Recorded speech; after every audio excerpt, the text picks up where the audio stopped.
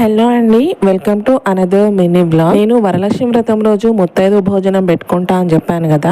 ఈ విధంగా అయితే ముత్తైదుకైతే కాళ్ళకు పసుపు బొట్టు పెట్టి పసుపు బొట్టు ఇచ్చేసి ఆ తర్వాత వాయనం ఇచ్చిన తర్వాత భోజనం ఇస్తారు అన్నట్టు. మా ఇంటికి చూసారా చిట్టి లక్ష్మమ్మ గారు అయితే వచ్చారు. చిట్టి లక్ష్మమ్మకైతే మంచిగా బొట్టు పెట్టి కాళ్ళకు పసుపు రాసి వాయనం అయితే ఇచ్చేసి ఆశీర్వాదం తీసుకున్నా అండి. ఏ విధంగా ముద్దుగా అక్షంతలు వేసి నన్ను ఆశీర్వదించింది. నాకైతే మంచిగా అనిపించింది. చూసారా ఎట్లా చేస్తుందో. పసుపు బొట్టు ఇచ్చి వాయనం ఇచ్చిన తర్వాత భోజనం అయితే చేస్తారన్నట్టు. నేనైతే మా చిట్టి లక్ష్మమ్మకి నేనే తినబెట్టా. నాకైతే ఆ అమ్మవారికే తినబెట్టిన ఫీలింగ్ అయితే వచ్చింది నాకు. ఆమె తిన్న తర్వాతనే మా ఇంట్లో వాళ్ళందరము భోజనం చేస్తాము. నేను ఎట్లాగో ఫాస్టింగ్ ఈవినింగ్ తింటా.